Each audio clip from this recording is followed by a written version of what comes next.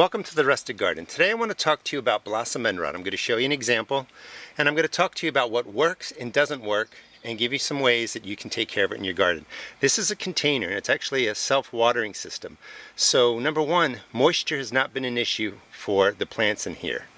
It's actually, I haven't had to put any water in this for over 4 weeks. So consistent moisturing is happening, and that's important, and I'll talk about that in a second. However, one of my tomatoes right over here has that browning, and that's blossom end rot.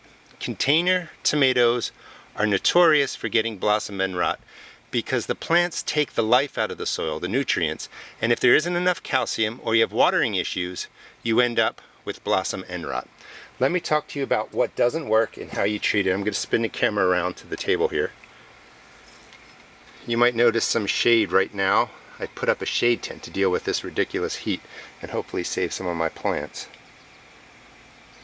Okay. Blossom end rot.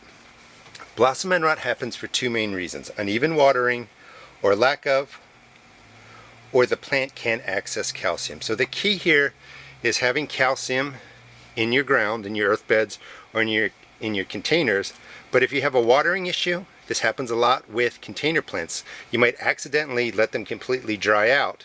Even though you might have calcium in your soil, now that you've let the plant dry out, it can't access the calcium, or there's not enough calcium in your soil. And again, this is more sort of notorious. BER, blossom end rot, is more prevalent in container tomatoes, container plants, and also in aroma type tomatoes. You might notice them more if you're growing paste tomatoes, aroma tomatoes. You get blossom end rot. BR can occur or show up on tomatoes, peppers, squash, and melons. Again, you're just going to see it mostly on tomatoes and peppers. Squash and melons can also get it, but when squash and melons are small, if they don't get pollinated, the tips brown out, and I have videos on that. That's not blossom end rot, that's a pollination issue. But we're going to focus really on the tomatoes. And then fixing blossom end rot, a couple of things is remove the damaged fruit. If it's ripe, you can cut it off and still eat it. It's not toxic to you or anything like that. Maintain even watering, and remember, in the container that I just showed you, watering has been completely even for weeks. The issue there is the lack of calcium. And then you can add in lime, gypsum, calcium carbonate, calcium nitrate. Calcium nitrate's not considered organic. I'll talk about that, a bit of my pet peeve. Let me show you how these products work in a second after I tell you what doesn't work. When you have blossom end rot, again, it's the rotting beneath the fruit of the tomato, on your peppers, sometimes on the side of peppers. What doesn't work are eggshells. Now why? Eggshells right now in this form are calcium carbonate. And in order for the plant to use calcium, nature would have to break the calcium carbonate down into inorganic forms so the plant can absorb it. And what does that mean? Basically, you have calcium carbonate. It'd have to be broken down so the calcium is now free and in the soil, and then the calcium would be water soluble and can get pulled into the plant. Eggshells do work if you compost them down, if you put them regularly into the ground, and over time the calcium carbonate has been broken down into calcium. But in an emergency, when you have your fruit like this, if you put down eggshells, this is not going to break down in time. It's not going to supply the calcium you need to fix this problem. So do not use eggshells in an emergency like this. It's great to put in the soil and have it break down year after year after year to supply calcium. The other thing that doesn't work is Epsom salt. There's no calcium in here in any shape or form.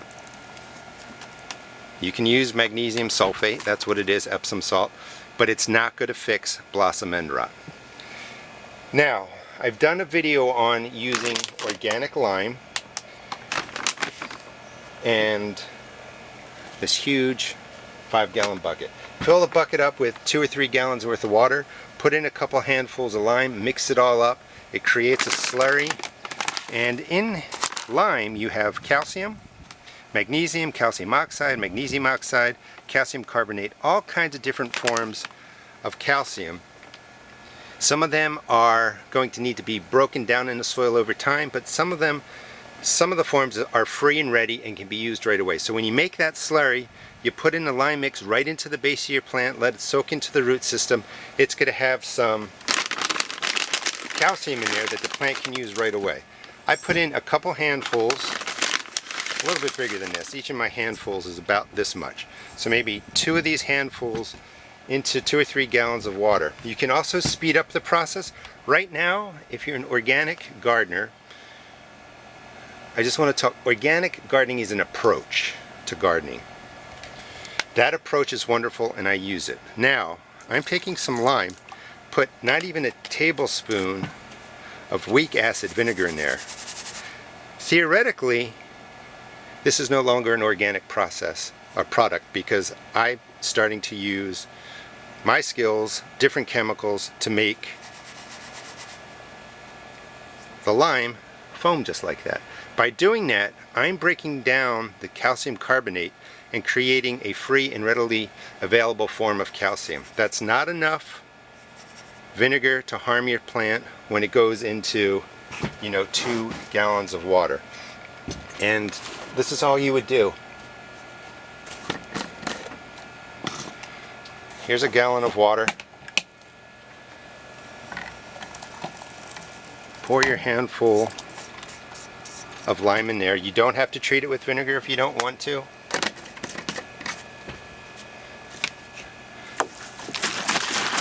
You would shake it up, let it totally dissolve, and then this would go into the 2 or 3 gallon bucket of water. You have a form of calcium from the lime that's going to get to your plant system and help out with blossom end rot. Now, theoretically, using that acid process with the calcium carbonate negates this being an organic product. To me, it doesn't bother me, but just think about it. Because you get to calcium nitrate, which I do sell on my blog. Calcium nitrate is made by using, I think, nitric acid with calcium carbonate, and you end up with calcium nitrate. That's not considered organic. It's a chemical salt, not a table salt, but it's a chemical salt, and overuse, sole use of just salts in your garden are bad. But I'm perfectly fine with using them sometimes mixed in with your organic products that I use. Now, to use calcium nitrate, and why you would use calcium nitrate, one tablespoon, 2 tablespoons into a gallon of water. Let it dissolve. The reason you would use it, it's 19% calcium that's 100% available to your plant. So this can become a foliar feed that you spray on the leaves. Your tomato plant absorbs the calcium, and the blossom end rot starts getting repaired along with consistent watering. Mix it up, it dissolves really quickly. This is 1 gallon, pour it into the base of your plant, especially in containers, and you're going to be addressing the calcium needs for your tomato plant, for your pepper plants when they have blossom end rot. And again, if you didn't see it, you can also use garden gypsum. That has free form of calcium in there too. You could add the vinegar to this if you want to free up more calcium. That's up to you. Now, the reason I have a little bit of issue with organic gardening when it comes to certain fertilizers is organic gardening to me is an approach from start to finish. It doesn't mean every single product you buy has to be organic. There's a myth. Some people think that calcium nitrate is a chemical. The truth is everything in the universe is a chemical. So we are using chemicals all the time. If it's bone meal, even though it's an organic product, that's chemical compounds in there. So using calcium nitrate is fine with me. I'm not pushing it on you, but it doesn't mean you're poisoning yourself, your plants, or the soil. It means you're fixing blossom end rot. Hope that makes sense. I'm going to do a full video on organic gardening and different kinds of chemicals. Like magnesium sulfate is a natural compound, but you can also make it. Copper sulfate is made by taking copper wire, putting it into acid. You make copper sulfate. It's considered an organic product to use in your garden, and you make a Bordeaux mix out of it. So it gets confusing. But for blossom end rot, you want garden lime, 2-3 handfuls maybe 1, 2, 3 handfuls into 3 gallons of water. Really mix it together, dissolve it, pour it into the base of your plant. You can make the copper nitrate solution, pour it into a bottle after you make the gallon mix, and then just spray the leaves. The leaves will absorb the calcium quickly. It's the quickest way to get calcium to your plant. Now, anytime that you go and use a spray, test spray a couple of leaves, let them sit 48 hours and see if there's any damage. And that's just a good process to use for any time you add sprays to your garden. Anyway, hope this gives you some understanding of the best way to treat blossom end rot, how to get calcium to the plant, make sure you keep the watering even, and this way you can take care of problems like this. There's nothing worse than spending 12 weeks growing wonderful tomatoes or peppers and then they get blossom end rot and you don't know what to do. Hope you enjoyed the video. Please check out my blog at www.therusticgarden.blogspot.com and also check out my YouTube videos. Thanks.